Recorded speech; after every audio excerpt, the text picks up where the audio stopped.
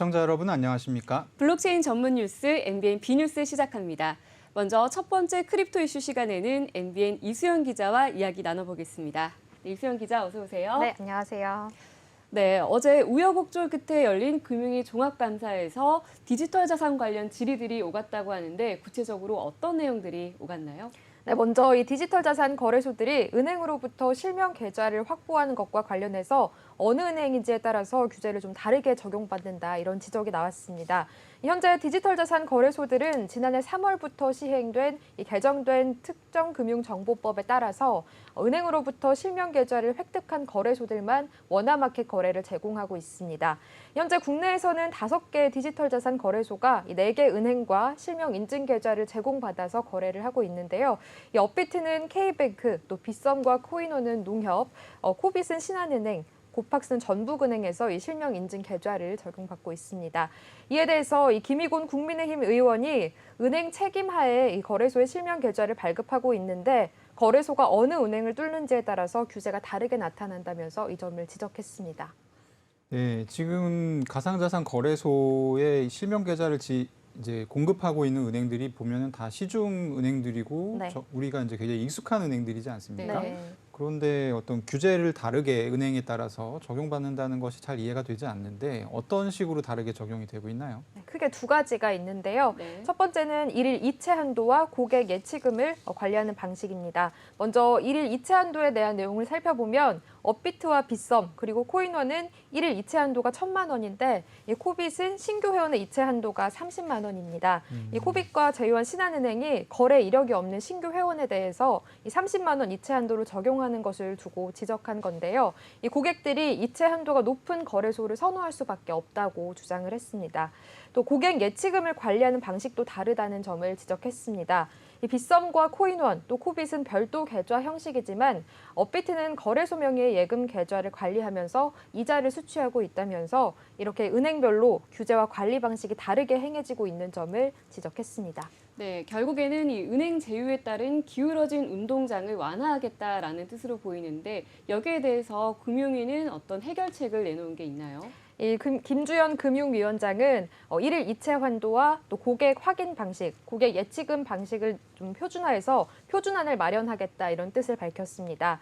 김 위원장은 현재 은행연합회에서 만든 자금 세탁 위험 평가 법 방안이 있기는 하지만 은행별로 실질적인 차이가 난다면 이런 표준안을 만들 수 있는지 검토하겠다라고 말했고요. 또 한편 이 디지털 자산 업계 이야기를 들으면 금융위가 무언가를 하는 것에 대해서 불편을 느끼는 곳이 있다면서 필요하다면 연구 용역과 태스크포스 운영 등 운영 방안을 협의하겠다면서 이런 디지털 자산 전담기구 설치에 대해서도 언급을 했습니다. 네, 이게 보면은 그 은행 간에 사실 은행끼리 경쟁을 하고 또 가상자산 거래소들끼리 또 경쟁을 해서 네. 만약에 어떤 은행이 복수의 가상자산 거래소에 그 계좌를 원화 계좌를 공급할 수 있게 된다면 자연스럽게 경쟁이 붙으면서 사실 사라질 문제들인데 네. 이 뒤에 이제 숨겨진 진짜 좀 이슈는 고질적인 이슈는 보통 이제 1거래소 1은행이라고 네. 하죠. 그래서 당국이 우리는 가이드라인을 한 적이 없다라고 하지만 사실 지금 보면은 각각 다 다른 은행들이 다른 거래소들을 지원하고 있지 않습니까? 네. 그래서 이런 문제들이 좀 해결이 되면 그냥 원천적으로 다 사라질 문제들이 아닌가 하는 생각도 듭니다. 어제 국정감사 관련해서 좀 얘기를 이어가 보겠습니다. 카카오 먹통 사태에 대한 질의가 예상돼 있었는데 업비트 이서구 대표가 이제 어제 국정감사에 소환됐었죠. 네, 맞습니다. 이 이서구 두나무 대표는 업비트 이용자들에 대해서 통큰 보상을 검토하겠다라고 밝혔는데요. 이날 종합감사에서 윤창현 국민의힘 의원이 이서구 대표에게 카카오톡 때문이지만 업비트가 보상을 해주기로 했으니 보상을 좀 완화시켜서 신청을 받아보면 어떻겠느냐 이렇게 말을 했고요. 통큰 보상이 어떻겠냐 이렇게 제안을 했습니다. 이에 대해서 이 대표는 매도 의사가 있었는데 없어진 경우를 좀 확인하기 어려웠다면서 다른 조건을 고려하겠다고 답을 했습니다. 이 앞서 두나무는 카카오 관련 전산센터 화재로 업비트 이용자들이 로그인을 제대로 하지 못한 것을 확인하고 관련 보상안을 발표한 바 있는데요. 업비트는 로그인을 시도했으나 실패한 경우 또는 로그인을 실패해서 적시에 디지털 자산을 매도하지 못해서 손실을 본 경우에 대해서 이 보상안을 발표했는데 관련 증빙 자료를 제출해야지 피해자들이 보상을 받을 수 있는 점에 대해서 입증 책임을 져야 하는 거냐 이런 지적이 나온 만큼 좀 납득할 만한 보상이 이루어지길 바랍니다. 네, 카카오 먹통 사태에 대한 소식까지 들어봤고요. 계속해서 다음 소식 들어볼게요. 네, 최근 이 디지털 자산 시장이 침체기를 맞고 있는데 이 와중에 또 디지털 자산 관련 고소 고발이 난무하고 있다면서요. 맞습니다. 최근 디지털 자산 업계에서는 사기, 또 배임 혐의 등의 수사가 진행 중인 사건이 많은 것으로 나타났습니다. 먼저 사기 혐의로 수사 중인 최근 사건을 보면 이 대체 불가능한 토큰, NFT 기반 그림 투자를 명목으로 수천여 명의 투자자를 모집한 뒤 수당을 지급하지 않은 이 미술품 중개 도소매 업체 대표 유모 씨가 고발돼서 경찰이 수사 중입니다. 이 투자자들은 유 씨가 국제 미술품 거래소 아트불에 올라온 그림을 이 자전 거래 방식으로 3배의 수익을 올릴 수 있다 이렇게 약속을 하고도 지키지 않았고 또 특정 비상장 코인에 투자할 것을 종용했다 이렇게 주장을 하고 있는데요. 이 유 씨는 전국 26곳에 지점을 세워서 수천여 명의 투자자를 모집했고 200만 원을 투자하면 매일 4만 원씩 총 600만 원이 지급하겠다 이렇게 투자자들을 속인 것으로 알려졌습니다. 현재 투자자에 대한 수당은 지급이 정지됐고 이달 초 유 씨는 잠적한 상태로 이 추정 피해 금액만 1,000억 원이 넘을 것으로 추정이 되는데요. 이 경찰은 아직 수사 초기 단계라서 자세한 사항을 확인해 줄 수 없다고 밝혔는데 이 정확한 피해자와 피해 금액은 수사가 진행되는 상황을 좀 지켜봐야 할 것 같습니다. 네. 그 200만 원씩을 일단 투자하면 매일 4만 원씩 600만 원 될 때까지 주겠다 뭐 이런 사실 사기 방식은 2017년에도 네. 굉장히 유행을 했던 지금 벌써 5년이 지나고 있는데 똑같은 사기에 속는 분들이 여전히 있습니다. 그래서 어쨌든 뭐 이런 부분들은 그 경찰이나 뭐 이런 기관들에서 좀 적극적으로 대응을 해야 되지 않을까 싶고요. 또 다른 사기 범죄들은 어떤 내용일까요? 네, 서울 강남경찰서에서는 최근 이 외주 블록체인 개발업체 관계자 A씨와 투자자 등 4명이 업무상 배임 혐의로 헤리티지오 설립자 김모 씨를 고소한 사건을 수사하고 있습니다. 이 헤리티지다오는 간송미술문화재단이 경매로 내놓은 국보 금동 3존 불감을 지난 3월에 25억 원에 사들이면서 화제가 됐었는데요. 이 국보를 사들인 자금 역시 사기로부터 비롯된 검은 돈이 아니냐 이런 의혹도 같이 제기가 되고 있습니다. 이 김 씨가 받고 있는 혐의를 보면 디지털 자산인 베이직 토큰을 예치하고 이 이자로 BCDC 토큰을 얻는 탈중앙화 금융 프로젝트, 디파이 프로젝트 BCDC와 관련한 러그풀로 이익을 취한 혐의를 받고 있는데요. 이 러그풀은 디파이 시장에서 운영자가 투자금만 들고 갑자기 서비스를 중단하는 사기 수법을 말합니다. 이 투자자들은 김 씨가 운영하는 업체가 예고 없이 이 BCDC를 종료한 뒤에 투자금을 돌려달라는 투자자들에게 불합리한 환불 정책을 제시했다면서 김 씨를 고소했습니다. 여기에 블록체인 개발업체 관계자 A 씨는 개발 비용을 받지 못했다면서 김 씨를 고소한 것으로 알려졌는데요. 이에 김 씨는 이 A 씨가 BCDC 개발과 운영을 위임받고도 제대로 이행하지 않았다면서 회사 재산인 플랫폼을 임의로 소멸하고 잠적해서 수십억 원의 재산 피해를 입혔기 때문에 A씨를 사기 및 업무상 횡령 혐의로 고소했다고 밝혔고요. 이에 대해 김 씨는 결백하다면서 형사법적으로 문제될 행위를 한 적이 없다 이렇게 맞서고 있는 상황입니다.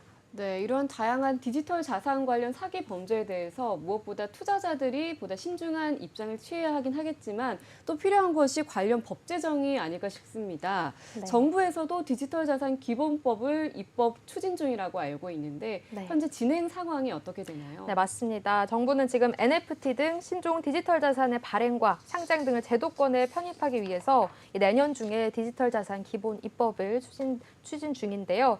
해외 사례를 살펴보면 이런 비슷한 범죄 발생을 막기 위해서 신종 디지털 자산을 제도권에 편입시키는 추세입니다. 미국은 디지털 자산 연구와 규제, 또 투자자 보호 정책 마련을 위한 조치를 3월부터 시행하고 있고요. 또 중국에서도 NFT 관련 금융 리스크 예방 정책을 지난 4월에 발표했습니다.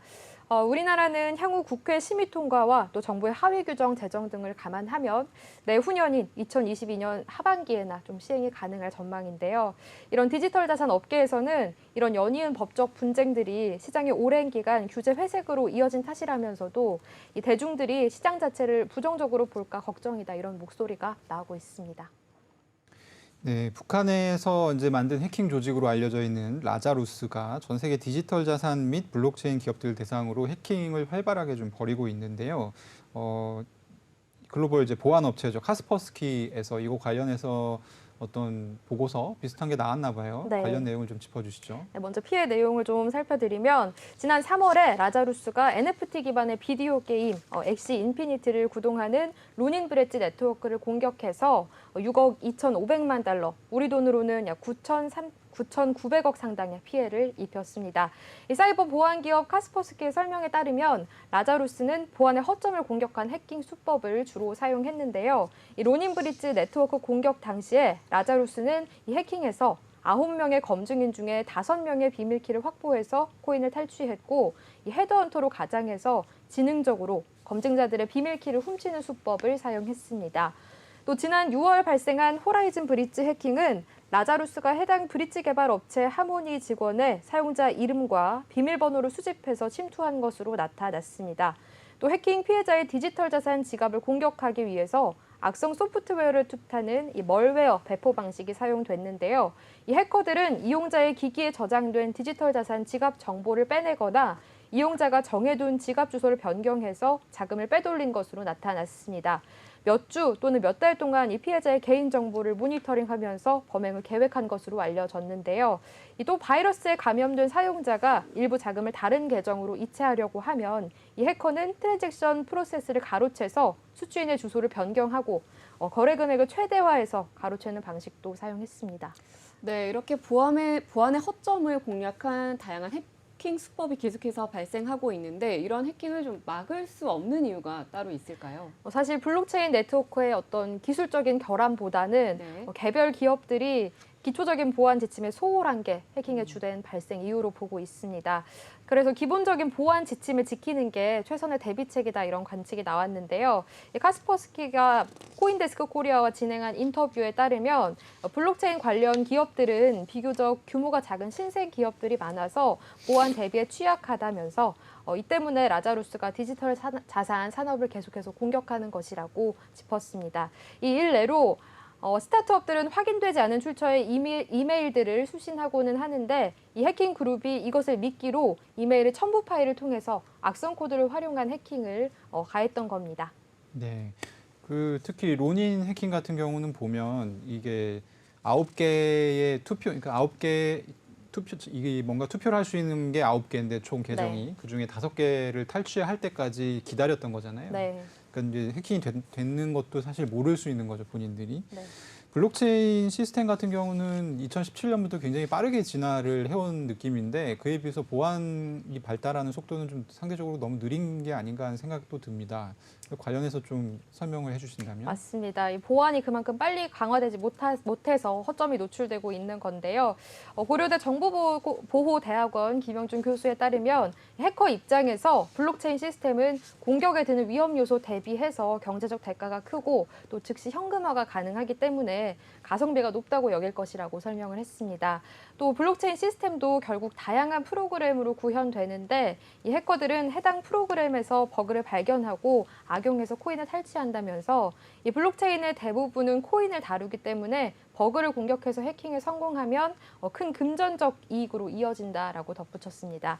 김 교수는 이 해킹 피해가 한번 일어났다면 스마트 계약 감사를 통해서 버그를 찾아서 수정함으로써 동일한 피해를 줄일 수 있다면서 보안에는 왕도가 없기 때문에 블록체인과 디지털 자산 기업들이 항상 긴장하면서 철저히 좀 대비를 해야 된다 이렇게 당부했습니다. 네, 계속해서 다음 소식으로 넘어가 보겠습니다. 롯데그룹에서 디지털 자산 플랫폼사와 제휴를 맺었다고 하는데 구체적으로 어떤 내용인가요? 네, 이 롯데그룹 통합 멤버십 L포인트가 블록체인 기반 플랫폼 밀크와 포인트를 연동하게 됐습니다. 이 블록체인 기반 포인트 통합 플랫폼 밀크를 운영 중인 밀크 파트너스가 4천만 명 이상의 회원을 보유한 L포인트와 제휴를 맺으면서 L포인트 사용처를 넓혀서 멤버십 회원 혜택을 넓히고 또 디지털 자산과 블록체인에 친숙한 MZ세대 유입을 도모하는 건데요. 이 L포인트와 밀크코인 간 양방향 전환 서비스를 통해서 롯데 멤버스 고객이 적립한 L포인트를 밀크코인으로 전환할 수 있고 또 밀크 파트너스 고객 역시 밀크코인을 L포인트로 전환할 수 있으면서 이 롯데그룹 유통 채널과 제휴사에서 포인트를 사용할 수가 있게 됐습니다. 밀크는 원래 이제 야놀자하고의 제휴로 굉장히 네. 유명해졌던 블록체인 이 기업인데 이번 어떤 그 포인트 제휴가 두 기업 다 활성화될 수 있는 어떤 네. 계기가 될 수 있을 것 같기는 하거든요. 그러니까 좀 어떤 실질적으로 기대 효과가 있을지는 좀 궁금한데 이것도 혹시 좀 준비를 하셨나요? 네, 이 롯데 멤버스는 L포인트 기반 데이터 경영으로 이 그룹 관계사를 지원하는 만큼 많은 구매 데이터베이스를 더 구축할 수가 있게 됐습니다. 특히 디지털 자산 투자를 주도하는 이 MZ세대의 소비 패턴을 확보하면서 정기적으로는 디지털 자산과 메타버스 기반 서비스 구축을 통해서 사용처를 더 늘리고 L포인트로 이 NFT 구매까지 추진할 수 있게 될 예정입니다. 또 밀크 파트너스는 다양한 기업과 포인트 제휴를 맺을 수 있고 맺고 있고 누적 가입자가 100만 명이 넘는 만큼 L포인트 활성화도 더 커지지 않을까 이렇게 보고 있습니다. 네, 네. 오늘 말씀 잘 들었습니다. 네, 감사합니다. 감사합니다.